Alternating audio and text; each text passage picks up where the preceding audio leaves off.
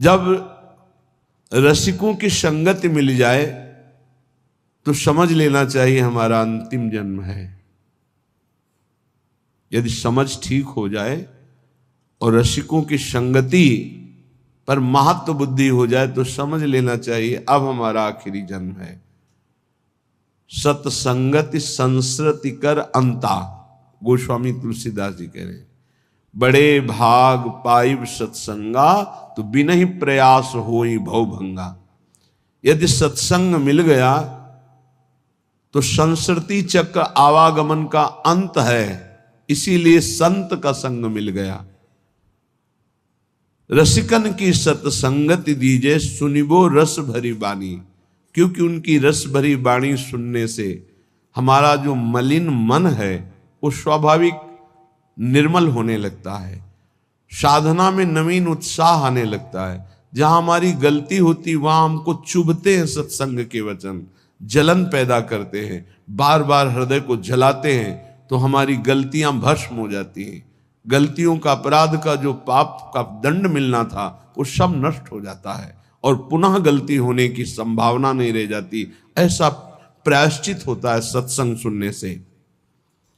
कुंजन को नित डोली बो दीजय, दीजो भोर बुहारी, मिलबे की ही माही चटपटी, प्रीति ही ये अति भारी। प्रियाजू, ऐसी कृपा कर दो कि हमारा देहाभिमान गलित हो जाए। रोज मैं सोहनी लेकर के सार्वजनिक स्थलों पर सोहनी लगाऊं, सार्वजनिक, जहां हमारा सेवा का भाव देह भाव को गलित करता है। परिक्रमा मार्ग है जहां बहुत से लोग एकत्रित होते हैं, जहां बहुत से लोग आ जा रहे हैं, वहां की सफाई, ये बहुत बड़ी सेवा धाम की है सोहनी सेवा। पर वो देहाभिमान ऐसे लाभ को नहीं लेने देता। एक आदमी करोड़ों रुपए का दान करे और एक आदमी जहां से सब लोग निकलते हैं, बैठते हैं, उठते हैं, ऐसी जगह सोहनी लगा दे तो उसकी समानता नहीं कर सकता, सोहनी लगाने वाले की समानता। क्योंकि उसके अंदर कहीं ना कहीं रहेगा कि मैं 1 करोड़ दान किया, लेकिन जो सोहनी लगा रहा है उसको रोना आएगा, दैन्यता आएगी, रज उड़ेगी, उसके शरीर में लगेगी, सारे पाप नष्ट होंगे। ये रज ब्रह्मेश्वर आदि शुद्ध रूह पदारविंद की है, प्रियाजू की रज है, चरण रज। ये आपके हृदय को प्रेम प्रकाशित करने में बिल्कुल निर्मल कर देगी, योग्य बना देगी। अगर धाम आए हो तो कहीं भी 4 हाथ सोहनी जरूर लगा दो, तुम्हारा सौभाग्य होगा। यहां गंदगी मत फैलाओ, ये प्रियाजू का महल है। यहां जो भूल चूक से गंदगी फैला देते हैं उसको साफ कर दो, बड़ी कृपा होगी आपके ऊपर, बड़ी कृपा होगी यदि ऐसा आप करेंगे। पर वो देहाभिमान नहीं करने देता, धूल लग जाएगी। जो तुम्हारे कर्मों की धूल चटाने के लिए तैयार है, उसको मिटाने के लिए ये ब्रज धूल है। जैसी भट्ट धूल धूसर तन ये है आशा और धार। बड़े वो महान भाग्यशाली हैं जिन्होंने ब्रजरज के द्वारा समस्त कर्म बंधनों को छिन्न भिन्न कर दिया है। ये जल्दी समझ में नहीं आएगा। ब्रजरज लगाने की हिम्मत नहीं पड़ेगी पापात्मा को। देखते हैं कि अगर ऐसे हुआ भी तो ऐसे, फिर ऐसे ब्रजरज लेकर ऐसे लौटने की, लगाने की, ये बहुत महापुरुषों के गूढ़ वचन हैं। रज का जरूर सेवन कीजिए, बहुत प्रार्थना, ये अमूल्य। समस्त ब्रह्मांडों में कहीं भी ब्रजरज की समानता करने वाली, कहीं की रज की महिमा नहीं कही गई, ब्रजरज की महिमा वर्णन की गई। स्वयं श्री भगवान 1 वर्ष तक शास्त्रों वचनों का रूप धारण करके संपूर्ण ब्रज 84 कोष की रज का स्वाद लिया। जब ब्रह्मा जी ने अपहरण किया तब भगवान ही स्वयं बछड़े बने। ये रज बहुत अपार करुणामयी है। सोहनी लगाने से स्वाभाविक ये रज का अभिषेक हो जाता है। और प्रिया जो देखती कि मेरे महल की टहल कर रहा है, बहुत कृपा होगी। संपूर्ण वृंदावन, संपूर्ण ब्रज हमारे प्रभु का निज घर है, निज घर है। कहीं भी सोहनी लगा रहे हो तो प्रभु के घर में लगा रहे हो। अम्बरीश जी और दुर्वासा जी, अगर साधना में देखा जाए तो दुर्वासा की समानता कदापि त्रिभुवन में कोई बिरला ही कर सकता है। अम्बरीश जी की तो बात ही जाने दो। अगर साधन पक्ष में देखो तो दुर्वासा जी, और समर्पण पक्ष में देखो तो अम्बरीश जी। अपने हाथ से सोहनी लगाते हैं, अपने हाथ से पोछा लगाते हैं, चक्रवर्ती सम्राट होते हुए भी। तो सुदर्शन चक्र उनकी रक्षा में है और उनको पता भी नहीं है। दुर्वासा जी दूर्वा रस पान करते हैं, केवल वलकल की लंगोटी लगाते हैं, 60-60 हजार वर्ष की समाधि धारण करते हैं। कोई साधारण महात्मा नहीं, लेकिन कहीं ना कहीं साधन पक्ष का बल है। और अम्बरीश जी के हृदय में सावई मनः कृष्ण पदारविंदयो, केवल श्री कृष्ण चरणारविंद में मन अर्पित करके निरंतर चिंतन, दैन्य भाव, ये आत्मसमर्पण बहुत जोर का होता है। इस सोहनी लगाना, प्रभु के लिए पोछा लगाना, ये बहुत बड़ी बात है। देहाभिमान इसी से गलित होता है। कुंजन को नित डोलिबो दीजो, दीजो भोर बुहारी। रोज हम सोहनी लगावें, कहीं ना कहीं लगावें। एक नियम बना ले थोड़ा सोहनी लगाने का। अपने लोगों को का नियम था, पूरा हित धाम को करते हुए परिक्रमा मार्ग मदन टेर के सामने तक ऐसे पूरा साफ कर, पद गुनगुनाते हुए जो सोहनी लगाने में सुख मिलता है ना, अलग अलग स्वाद होता है भजन का। जैसे एक ही खोए को बहुत प्रकार से हम स्वाद लेते हैं, कुछ पेड़ा बना के, कुछ लड्डू बना के, कुछ उसी खोए के विविध प्रकार की मिठाइयां बनती। ऐसे ही भजन का विविध स्वाद है। माला लेकर एकाग्रता पूर्वक जप करना, सत्संग सुनना, सोहनी पोछा लगाना, भगवत सेवा करना, साधु सेवा, ये विविध प्रकार से उसी भगवदानंद का रसास्वादन है। श्री भोरी सखी जी कहती हैं, प्रिया जो ऐसी कृपा करो कि ब्रज में वास मिले, वृंदावन वास मिले और आपके कुंजों में रोज सोहनी लगाने का सौभाग्य मिले। ये संपूर्ण वृंदावन ब्रज ये कुंज निकुंज है। कोटि प्राण नित बारी बोधी जय, देखत चरण छटारी। वैसे तो मुख्य 5 प्राण हैं और 5 प्राण सहायक है, तो 10 प्राण कहे गए हैं। लेकिन अगर करोड़ों प्राण होते और न्योछावर करते, उस न्योछावर के बदले में श्री जी के गोरे चरणारविंद को एक बार देखने का सौभाग्य मिलता तो सस्ता सौदा है। प्राण दिए यह प्रेम न पइए, क्योंकि श्री जी के चरणों से प्रेम प्रवाहित होता रहता है।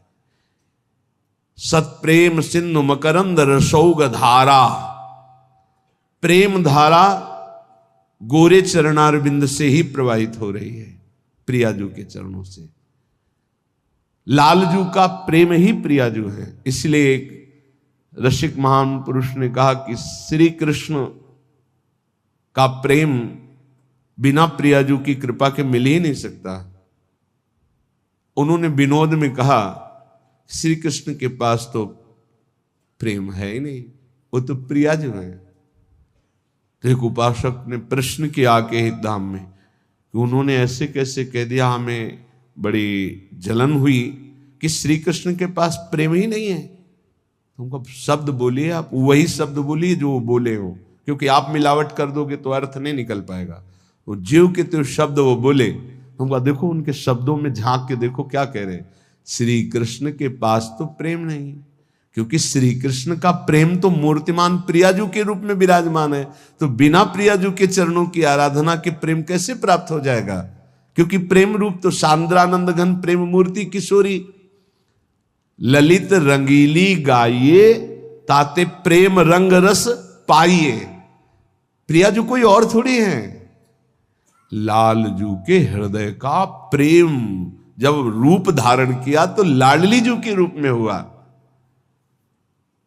कोटि प्राण नित बारी बो दीजे, देखत चरण छटारी।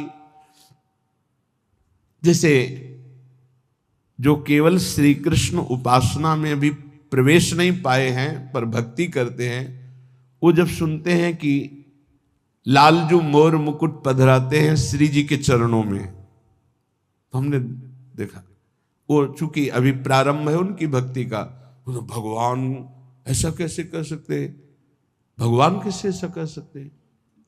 ठीक है, लेकिन प्रियाजू तो लालजू तो भगवान है ना, भगवान ऐसे। यही है तुम्हारी प्रारंभिक दशा जिससे तुम नहीं जान पा रहे। अरे वो सेन नाई के लिए राजा के चरण चापने पहुंच गए, वो अपने भक्त के लिए सारथी बने बैठे हैं, वो अपने भक्त की मल भरी लंगोटी धो रहे हैं, वो प्रियाजू के चरणों में महावर लगावे तो कोई आश्चर्य की बात है। अरे प्रेम समुद्र प्रभु अपने प्रेम का दुलार कर रहे हैं, तुम्हें आश्चर्य लग रहा है। किंचन मात्र किसी भक्त में प्रेम आ जाता है तो मेरे प्रभु हाथ जोड़े उसकी सेवकाई के लिए खड़े रहते हैं। भक्ताधीन मन पूज्यो भक्ता नाम भयंकर। कैसे समझोगे? थोड़ी सी प्रीति आ जाए तो जहां मेरा भक्त चरण रखो वहां रखूं मैं हाथ, पीछे पीछे मैं फिरूं, कभी न छाड़ू साथ, फिर वो प्रियाजू के चरणों में माथा रख दे, कौन आश्चर्य की बात है।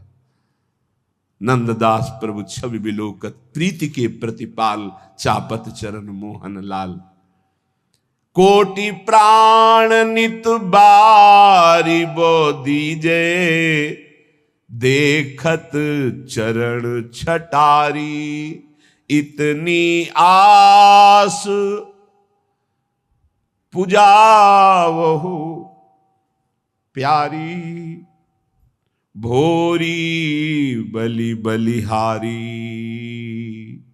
दीजे मोहि ऐसो बास ब्रज माही, जुगल नाम को भजन निरंतर, और कदम बन छाही। दीजो मोहि ऐसो बास ब्रज माही। हे प्यारी जू, ऐसी मेरी आशा है और आप अत्यंत कृपालुता दयालुता की समुद्र हो, मेरी आस पूरी करो। मैं आपके गोरे चरणारविंद को देख पाऊं, आपकी परिचर्या में रहूं, युगल नाम जप करूं और वृंदावन की वीथियों में आपका सुमिरन करते हुए, नेत्रों से आंसू बहाते हुए, रज अभिषिक्त होकर अपना जीवन व्यतीत करूं। श्रीपाद प्रबोधानंद जी महाराज कह रहे हैं, भाई बहुत भोग लिया है, बहुत जन्म भोग लिए हैं, एक बार मेरी प्रार्थना मान लो तो आज तक तुम्हें जो शांति और विश्राम नहीं मिला वो मिल जाएगा। भ्रातर भोगा सुभुक्ता का इहि न भवता नापि संसार मध्य। ए भाई, तुम्हें पता नहीं कि तुमने क्या क्या भोगा है, बहुत कुछ भोग लिया है, सब भोग लिए हैं। कागभूषुंडी जी को भगवत प्रसाद से शास्त्रों जन्म की स्मृति है। शास्त्रों जन्म क्या, शास्त्रों युगों की स्मृति है। कई बार उनके सामने कलयुग आ चुका, कितनी बार चतुर्युगी व्यतीत हो गई। वो कह रहे हैं गरुण जी महाराज से कि सत्य कहता हूं हे पक्षीराज हरिवाहन, आपके सामने सत्य कहता हूं, कोई ऐसा कर्म नहीं जो मैंने किया ना हो, कोई ऐसा भोग नहीं जो मैंने भोगा ना हो, लेकिन आज मुझे जो भगवान की स्मृति में सुख मिल रहा है वो किसी में सुख नहीं मिला। सब कुछ करके देख, वो अनेक जन्मों की स्मृति से सब देख रहे हैं, सकल कर्म कर थके गोसाई, सुखी न भयो आज की। आज जो मैं भगवान श्री राम की पावन चर्चा करता हूं, उनका नाम जप करता हूं, उनके ध्यान में मगन रहता हूं, इससे बड़ा सुख मुझे किसी भी साधन में, किसी भी भोग में, किसी भी कर्म में नहीं मिला है। श्रीपाद कह रहे हैं, भ्रातर भोगा सुभक्ता, खूब भोग भोग लिए, तुम्हें याद नहीं है। जैसे कई बार हमने स्मृति दिलाई कि 9 महीने मां के गर्भ में इसी जन्म में रहे, कुछ याद है? 1% भी याद है तुम्हें? ज्यादा समय नहीं हुआ, कोई 50 वर्ष, कोई 40 वर्ष, कोई 30 वर्ष, 25 वर्ष, ऐसे सब बैठे हो। आप विचार करके देखो कि ज्यादा लंबा समय नहीं गया, इसी जन्म की बात है। क्या आपको याद है कि मां के गर्भ में तुमने क्या दुख भोगा? 100 में 1% याद है? नहीं याद है। फिर पीछे जन्म की क्या जानोगे? ना भवता ना पे संसार मध्य, इस जगत में ना तुम कभी सुखी हुए हो, ना सुखी हो पाओगे यदि भजन नहीं करोगे। देखो, जब बच्चापन तो सिखाया जाता है खूब बढ़िया पढ़ो लिखो, धन कमाओ, ऐसे योग्य बनो, बढ़िया है। कभी अध्यात्म नहीं सिखाया, कभी नाम जप नहीं सिखाया, कभी ये बैठ के नहीं सिखाया कि बड़ों का आदर कैसे किया जाता है, कभी ये नहीं सिखाया कि मनुष्य जीवन का लक्ष्य क्या है। अब वो पढ़ाई लिखाई में गए, व्यसन सीख गए, व्यभिचार सीख गए, अच्छी नौकरियां पाई, पैसे हैं, और फिर घर में आकर के उन बूढ़े माता पिता को जो चलने लायक नहीं है, दरवाजा बंद करके वैसी दुर्दशा करते, मारते हैं, पूछो मत। जब ये दृश्य देखने को मिलते हैं ना, तब लगता है भगवान कृपा करो इन माता पिता को जो अपने बच्चों को शिक्षा नहीं दे रहे हैं कि धर्म किसे कहते। तुम समझते हो ये धन कमाने लायक बन जाएंगे तो तुम्हें सुखी करेंगे, ऐसे जैसे जानवर को मारते हैं ना क्रूर कर्मा लोग, ऐसे बूढ़ी माता को मारते हैं, पिता को मारते हैं, पूछो मत। तब लगता है ये जानवर पैदा हुए हैं, ये मनुष्य रूप में पशु पैदा हुए हैं। पशु क्या, राक्षस है। माने मातु पिता नहीं देवा, साधुन ते करवावें सेवा, जिनके ये आचरण भवानी, भगवान शंकर कहते निश्चर सम जानो प्राणी। निश्चर कहते राक्षस को, वो राक्षस है। तुम अपने संतानों को राक्षस मत बनाओ। ये जो केवल तुम मात पिता बाल कहीं बुलावे, उदर भरे सोई जतन सिखावे, तुम राक्षस बनाने की चेष्टा कर रहे हो। बहुत सज्जन बेटा एक आया था अभी 2-4 दिन के अंतर्गत एकांतिक में, उसने कहा मेरी माँ कहती कि तुम्हारा मोबाइल तोड़ देंगे यदि तुमने सत्संग सुना। मेरा बाप कहता है कि तुमको हमारी कसम है यदि वृंदावन गए।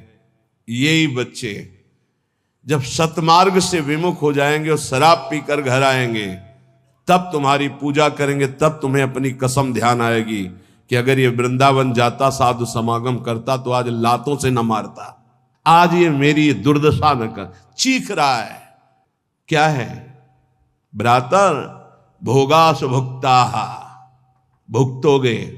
ये जो कर रहे हो कर्म में भुगतोगे। तुम्हारे बेटा बेटी देख रहे हैं कि बुढ़े के साथ कैसा तुम कर रहे हो, वही इंतजाम तुम्हारे लिए रहेगा, वही इंतजाम, उससे बढ़ के ब्याज सहित। चिंता मत करो। इसलिए हम सबसे प्रार्थना करते हैं, ये कर्म भूमि है, जो बीज बोओगे वही फल काटोगे।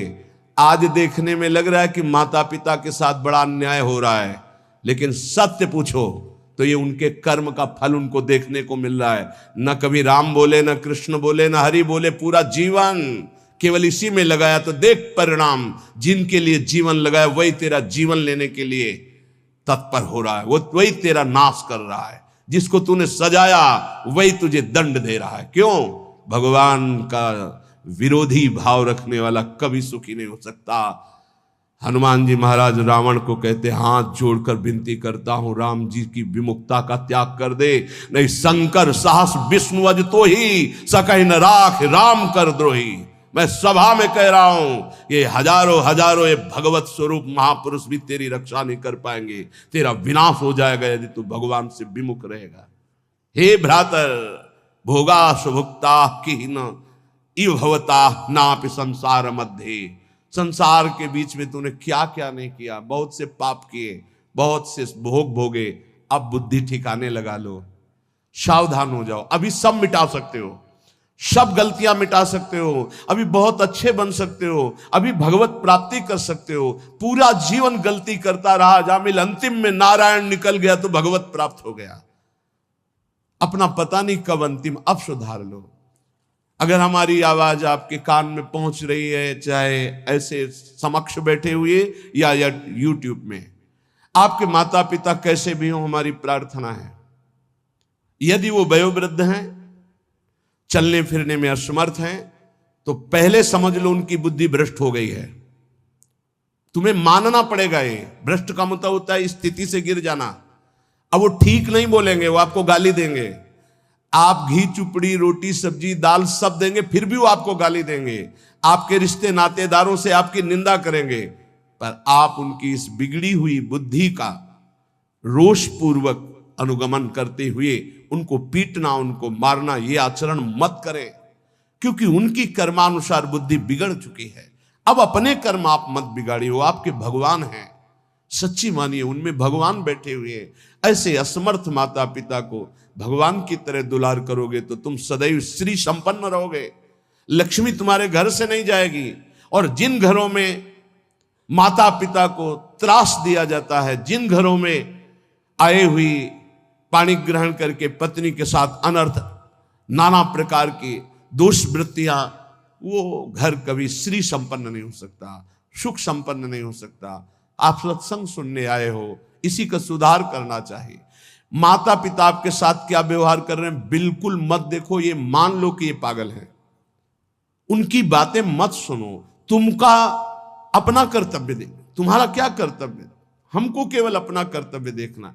हमें बहुत कष्ट होता है जब ये बात देखते हैं कि बूढ़े असमर्थ माता पिता के साथ ऐसा व्यवहार, तब लगता है ये कलेजा है इसका हृदय है कि भगवान ने पत्थर की रचना की इसके हृदय में। अरे और कौन, जिसने 9 महीने गर्भ में रखा, जिसने अपने रक्त का दूध बनाकर तुम्हें पिलाया, जिसने तुम्हारे मल मूत्र साफ किया, आज तुम हाथी जैसे जवान हो तो लात मारते हो, डंडा मारते हो, उनको गाली देते हो। चिंता मत करो, तुम्हारे लिए ब्याज सहित व्यवस्था है, ब्याज सहित दंड मिलेगा। अगर तुम्हें थोड़ा भी ये पता है कि भगवान है तो इतना समझ लो उनके वचन भी हैं, अवश्य में वो भोक्तव्यम कृतम कर्म शुभाशुभम, शुभ और अशुभ कर्मों का भोग भोगना पड़ता है। फिर माता पिता ये तो साक्षात भगवान है, इनके प्रति ऐसा ये कुछ भी बोले।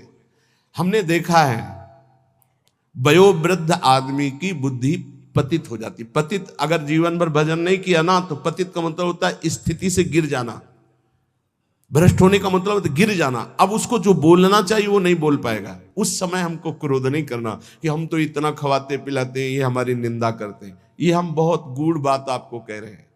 जिसने अपने माता पिता की सेवा कर ली, उसने भगवान को प्रसन्न कर लिया। उनके नाराज रहने पर, उनके गाली देने पर, उनके तिरस्कार करने पर भी। पर हमारी प्रार्थना है, हम जो शब्द कह रहे हैं उसे ध्यान से सुनिए। जो माता पिता असमर्थ हो चुके हैं, चलने फिरने लायक नहीं है, उनके वर्ताव और उनकी कटु वचनों पर ध्यान न दिया जाए, उन्हें भगवान की तरह पूजन करके उनकी सेवा की जाए। जितने दिन जिए खूब मेहनत करके कमाओ, उनको खाओ पियो, कपड़ा लत्ता, सुखपूर्वक जीवन, तो तुम्हारा लोक और परलोक दोनों बन जाएगा। ये शब्द हम शर्त इसलिए रखते हैं कि जो माता पिता अपने कर्तव्य का पालन करना नहीं जानते हैं और अभी चल फिर रहे हैं, मनमानी आचरण करते हैं, गंदे विचारों का पोषण करते हैं, पोषण करने वालों का शोषण करते हैं, ऐसे माता पिता के लिए नहीं कह रहे। हम उन असमर्थ माता पिता के लिए कह रहे हैं कि जिनकी वास्तविक बुद्धि बिगड़ चुकी है, शरीर सेवा में समर्थ स्वयं नहीं रह गया है। अब हमारा कर्तव्य बनता है वो गाली दे, वो पड़े पड़े हगे, तो भी हमें उनकी सेवा करनी चाहिए। निश्चित भगवान प्रसन्न हो जाएंगे, निश्चित। हमने आपको कई बार उदाहरण में बताया है महाभारत का प्रसंग। एक महात्मा कश्यप नाम के थे, तो एक वृक्ष के नीचे बैठे ध्यानस्थ थे। जब एक बगुली बीट कर दिया तो ऐसे माथे से गिरा, तो ऐसे देखा और रोष पूर्वक देखा तो भस्म हो गई, आग लग गई और जलकर राख होकर गिर गई। उनको लगा मेरी तपस्या बहुत पावरफुल हो गई। एक घर में गए, भिक्षामदेहि, एक साध्वी भगवत भावपरायण पति को भगवान मानने वाली पतिव्रता देवी निकली, प्रणाम किया, ब्राह्मण कुछ क्षण रुकिए, अभी मैं आपको भोग लाई। जेव ही वो घर गई तो दूसरे दरवाजे से उसके पति आ गए। बिल्कुल ध्यान से सुनना, अपने पति को साक्षात भगवान मानना, अपने पति की ही आराधना में तन्मय रहना, ये पातिव्रत बड़ा महान धर्म है। इसी से भगवान शंकर ब्रह्मा और विष्णु को 6-6 महीने के बालक अनसुईया जी ने बना दिया था। लेकिन ये बहुत दुर्लभ बात है जो अपने देह को पावन करके एक पति को समर्पित करके आजीवन वो देवी, ये भारत यति और सतियों का देश है। धर्म की यहाँ जय जयकार सदैव होती रही, होती रहेगी। हाँ, थोड़ा कम ज्यादा अंतर पड़ता रहेगा। अब आज क्या धर्म को समझे जो बॉयफ्रेंड गर्लफ्रेंड ये दलित दुराएं दिमाग में बैठ गई है, ये क्या समझेंगे कि धर्म किसे कहते, पातिव्रत धर्म किसे कहते, एक पत्नी व्रत किसे कहते हैं, जिसका पाणी ग्रहण किया, आजीवन निर्वाह किया। अब वो पति सेवा में पति को बैठालना, उनको जल पिलाना, फिर इसके बाद कहा भगवान आपके घर में एक अतिथि भगवान उस दरवाजे पर आए, आदेश हो तो मैं उनका स्वागत करूं, भिक्षा दे दूं। कहा तत्काल जाइए, तत्काल जाइए। वो कुछ फल फूल अन्न आदि लेके गए। तो आप इतना विलंब क्यों किया?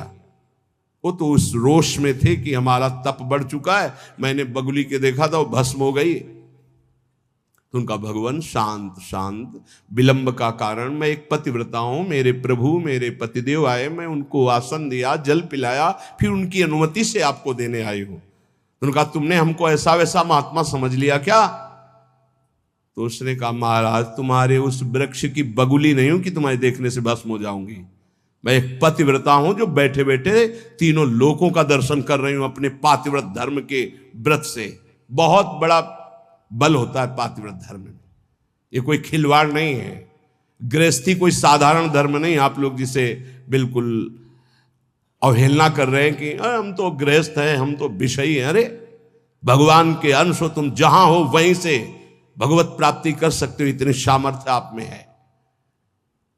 अब तो होश उड़ गए उनके कि ये बात तो केवल मैं ही जानता था कि बगुली को देखने से भस्म हुई, दूसरा कोई नहीं। तो हाथ जोड़ा और कहा देवी तुम्हें कैसे पता है? तो उन्होंने कहा इतना ही नहीं पता, मुझे सब कुछ पता है आपका, मुझे पूर्व जन्म का भी पता है आपका। मैं अपने पति की सेवा के प्रभाव से त्रिकालज्ञ हो चुकी हूं। जाओ, अभी तुम्हें सच्चा ज्ञान प्राप्त नहीं हुआ, सच्चा ज्ञान प्राप्त कराने के लिए अमुक प्रांत में जाओ और वहां जो मांस बेचने का व्यापार करते थे कसाई के रूप में, वो जन्मे थे उस कुल में, लेकिन वो खरीद करके मांस व्यापार उनकी कुल परंपरा का, वहां जाइए और वो तुम्हें धर्म का उपदेश करेंगे। विचार किया कि इतने सिद्ध महापुरुष ये अपने पातिव्रत धर्म से, मुझे जाना चाहिए। वहां गए तो कितना चाहिए, जो जितना हो वैसा घृणित ये उपदेश करेगा धर्म का।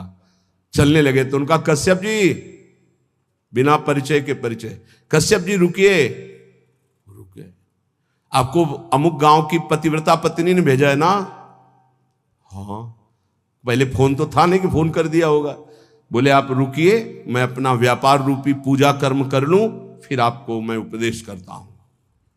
आश्चर्यचकित हो गए, इतना मलिन कार्य करने वाला और त्रिकालज्ञ है, ये भी बिना परिचय के परिचय जानता है, और वो पत्नी ने क्या कहा ये मुझे कैसे?